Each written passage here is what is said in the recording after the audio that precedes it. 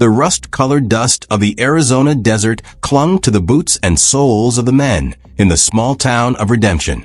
It was 1888, and life there was a thin thread, stretched between the hope of a new beginning and the brutality of a lawless land. In the heart of this arid place lived Alara Vance, a 19-year-old with ebony hair and eyes that, even amidst such barrenness, held the sparkle of an oasis. Alara wasn't just Redemption's rarest flower. She was the personification of resilience, raised by a wise but frail grandmother who taught her the value of the land and the quiet strength of hope. Alara worked in the town's humble infirmary, a makeshift barn where she cared for the few sick and injured, many of them victims of the harsh life or frequent clashes between miners. Her presence there, with her calm and compassion, was a balm to many. She dreamed of leaving Redemption, of seeing the world beyond the sandstone mountains. But duty to her grandmother and a lack of resources kept her tethered. The town, though tough, had its defenders. Among them stood out the Redemption Vigilantes, a diverse group of 20 men, former soldiers, ranchers, even some ex-outlaws who sought redemption there. Led by Caleb "Cobra" Hayes, a man of few words and many principles, they were the only force preventing total anarchy, acting as an informal militia to protect the innocent and maintain a fragile order. Caleb, with his piercing gaze and scars that told stories of battles, held a silent respect for Alara, a feeling he kept to himself, but one visible to anyone who watched the way his eyes followed her when she passed by. The main conflict erupted on a sweltering summer afternoon when news spread like wildfire through the saloon. Percival the butcher, Thorne, was coming. Thorne wasn't just a bandit. He was the living legend of cruelty, a man whose atrocities were whispered in fearful tones. His deeds were compared to demons. Leader of a gang of over 50 outlaws, he was sweeping through the territory, leaving a trail of destruction and despair. Redemption was his next target. The reason? Rumors of a newly discovered gold vein in the nearby mines. But there was something more sinister in the air. It was whispered that Thorne had a fetish for capturing young, beautiful women, turning their lives into a private hell. And Alara, with her singular beauty, was too easy a target to ignore in such an isolated place. Thorne's threat wasn't just about gold. It was about the total annihilation of the peace and hope Alara represented for redemption. The imminent arrival of Thorne and his gang cast a chilling shadow over the town, forcing the vigilantes to prepare for the fight of their lives. A fight not just for gold or land, but for the soul of redemption, and more crucially, for Alara's life. The news of Percival Thorne, the butcher's approach cast a pall of panic and despair over redemption. The town, once vibrant with the bustle of the mines, fell silent. Men in the saloons spoke in whispers. Women pulled their children closer, and the sound of hammers in the forges ceased, replaced by the creak of locked wooden doors. Caleb "Cobra" Hayes, the leader of the vigilantes, knew that time was a luxury they didn't have. He called the 19 men who formed the backbone of Redemption's defense to an emergency meeting in the Old Town Church. The air was heavy with tension and determination. "Listen up, boys," Caleb began, his grave voice echoing in the small hall. "Thorne isn't your average bandit. He's got more men than we can count, and they're as cruel as he is. We're not just fighting for gold. We're fighting for our families, for our lives, and for Alara's life." The mention of Alara brought an extra glint to some eyes, especially those of Jedediah "Jed" Stone, a former fur trapper with a scraggly beard and a heart of gold, who had always had a paternal fondness for the young woman. And also in the eyes of Silas the mute miller, a taciturn gunslinger whose loyalty to Caleb and redemption was unwavering, and whom Alara had saved from a severe infection months prior. Caleb's plan was risky, an ambush in Serpent's Coil Canyon, the only path Thorne could use to reach redemption. They would use explosives stolen from an abandoned mine to create a rock slide, trapping the gang. Meanwhile, a small group would infiltrate through the slopes, targeting the leaders to disorganize the attack. However, the main obstacle was the lack of supplies and the inexperience of some of the vigilantes. Many of them were farmers and miners, not trained soldiers.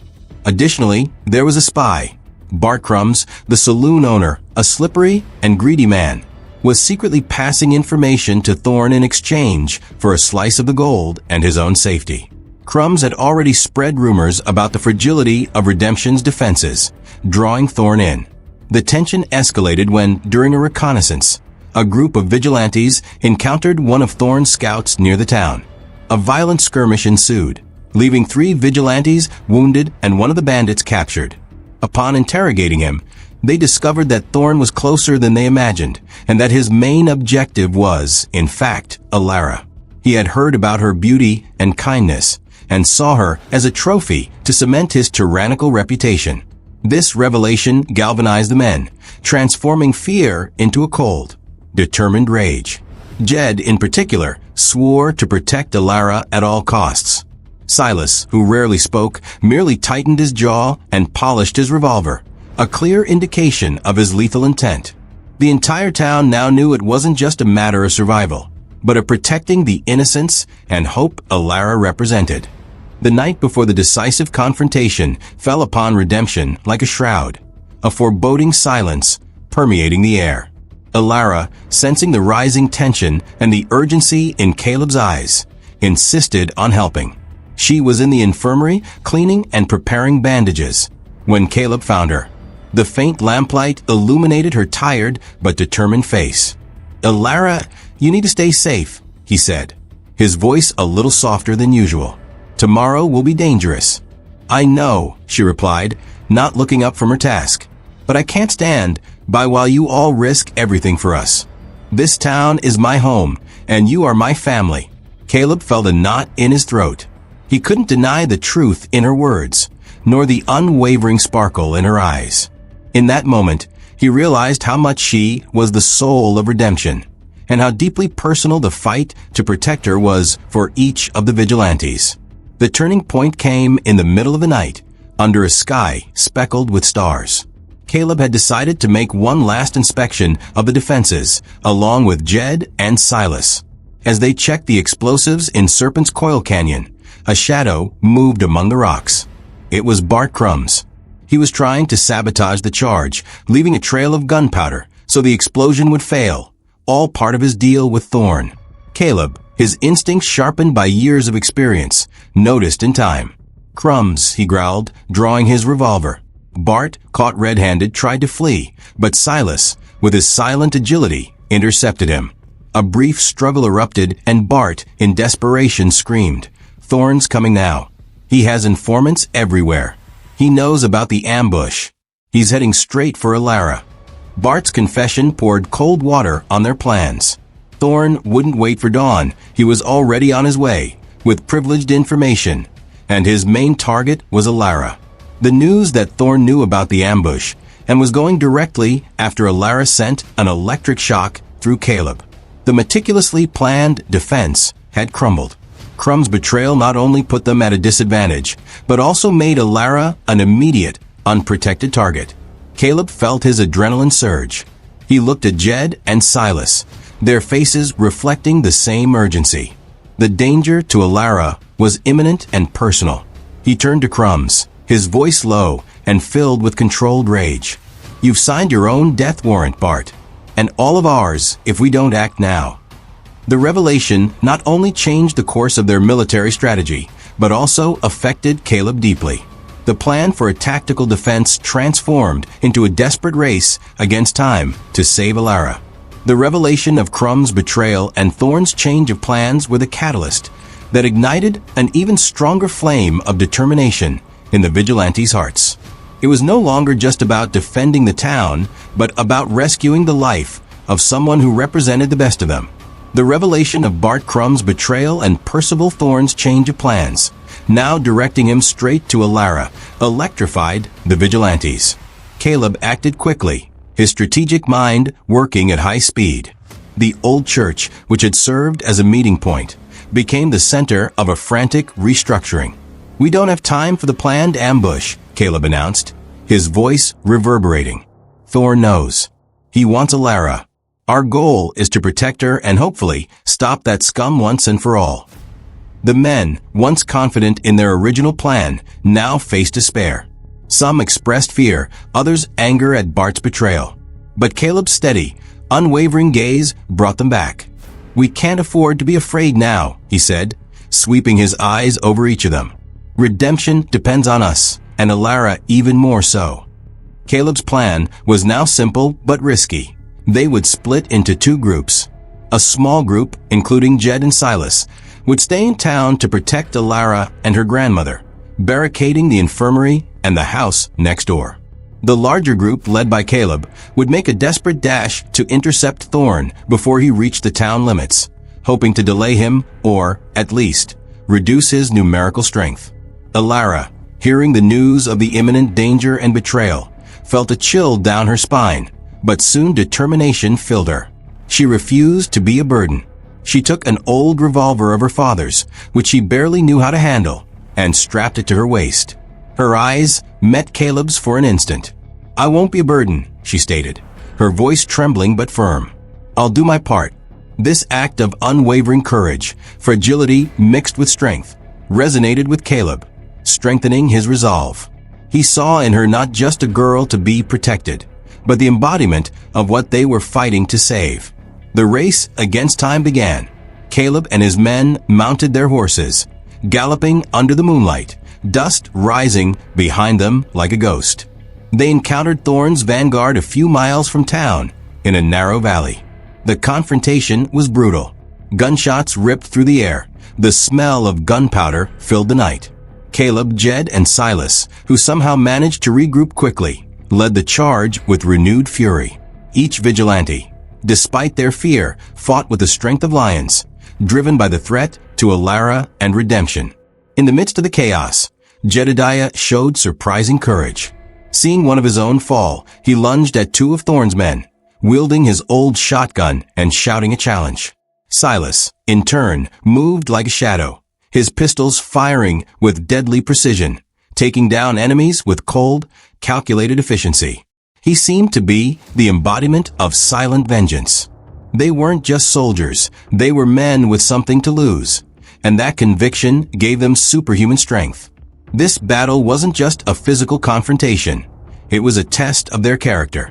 Each vigilante faced their own demons of fear and uncertainty, but the greater cause, the protection of Alara and the future of redemption, pushed them beyond their limits. They weren't just overcoming their enemies, they were overcoming themselves, finding a strength and courage they didn't even know they possessed. The battle in the narrow valley was hell on earth, but the vigilantes, driven by a protective fury, achieved the unthinkable. They repelled Thorn's vanguard, inflicting significant losses on his gang.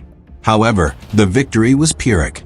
The few bandits who escaped, wounded and terrified, ran back to report the ferocity of the resistance to Thorn. News of the vigilantes' brutality, especially Caleb, Silas, and Jed, reached the butcher's ears, stoking his rage and determination. He wasn't used to being challenged. Percival Thorn, a man with a cruel countenance and icy eyes, decided he wouldn't waste time with subtle tactics. He gathered his full force and charged directly at redemption, furious and determined to crush the resistance and take Alara as his trophy, whatever the cost. "They're going to regret defying me," he growled to his men, his thin lips curving into a sadistic smile. Meanwhile, in redemption, the infirmary and Alara's grandmother's house had been transformed into a makeshift fortress. Windows were barricaded with planks, and heavy furniture was dragged to block the doors. Alara, revolver in hand, her inexperience masked by newfound courage, stood beside Jed and Silas.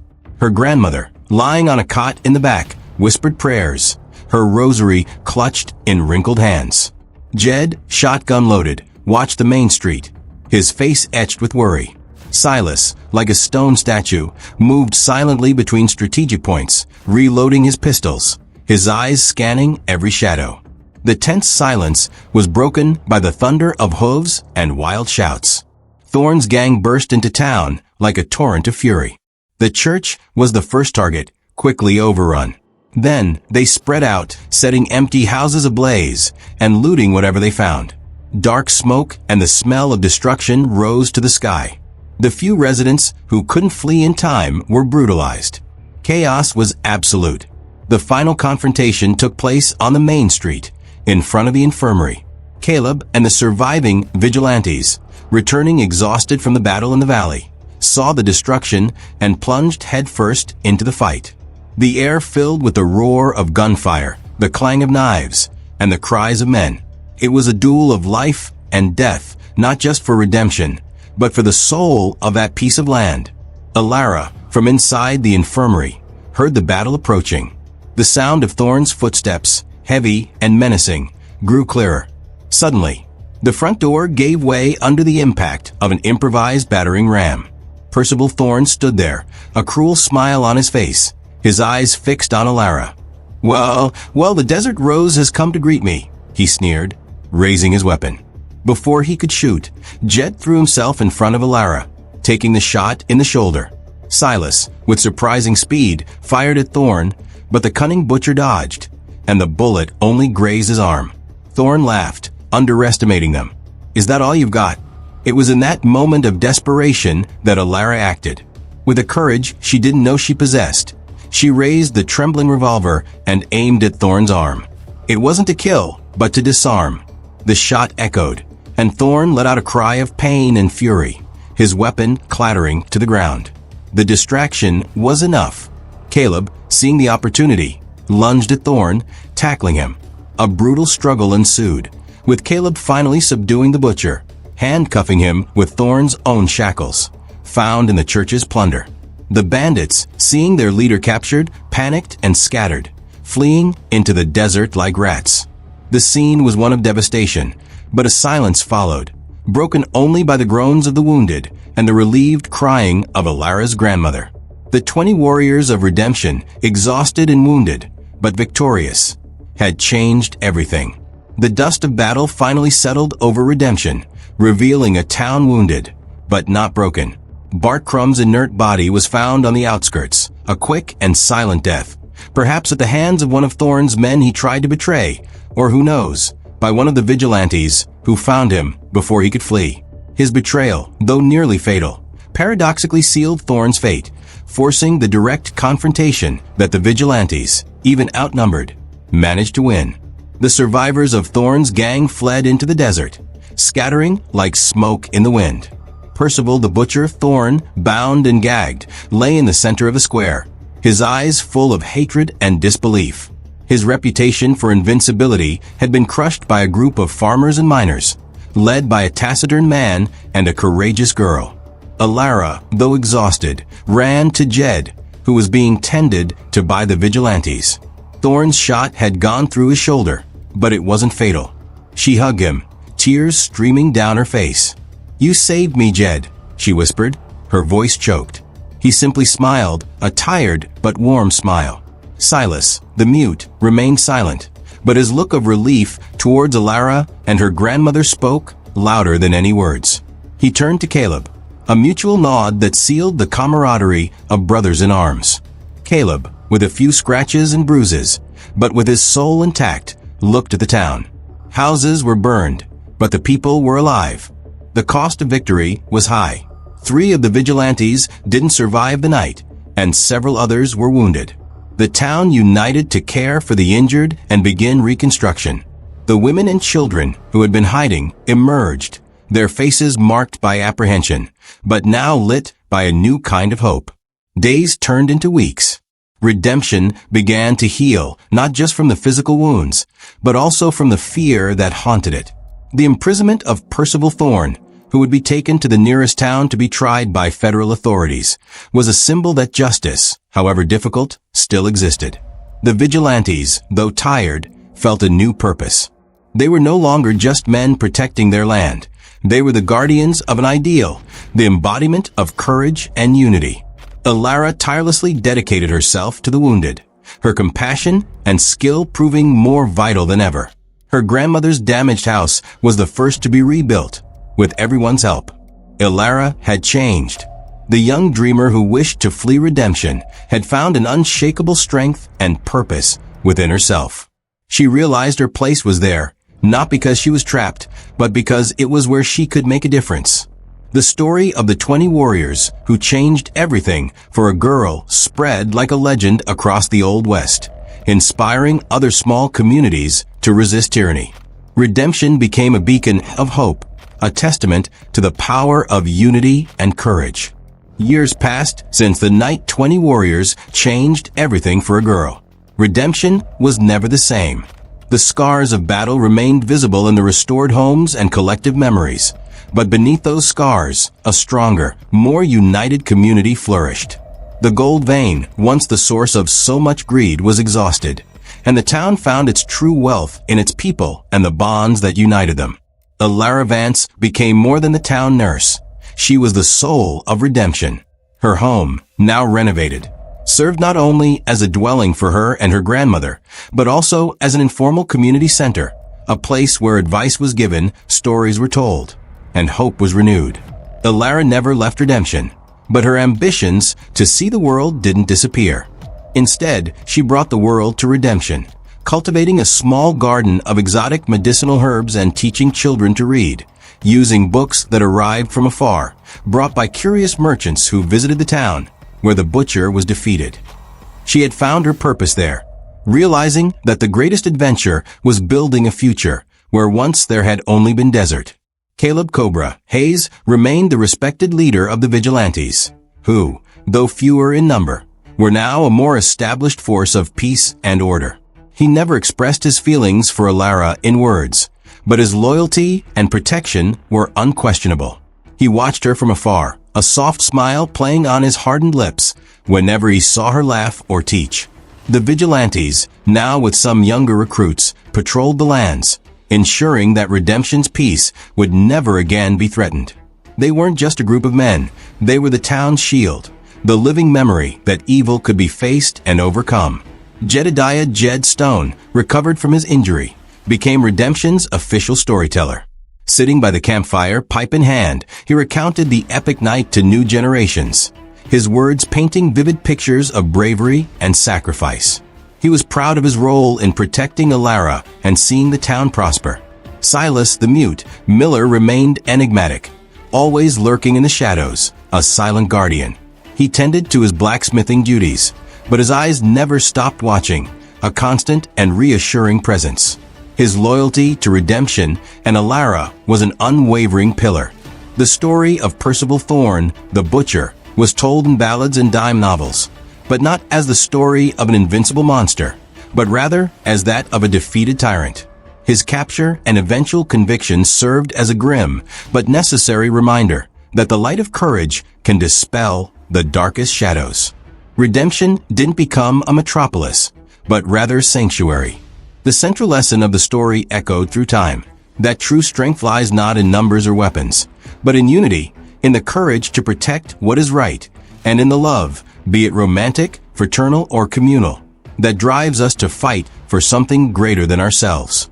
The Night 20 warriors changed everything, for a girl was not just the end of a threat, but the beginning of a legend, a beacon that, even in the most arid corners of the world, hope can sprout and prosper.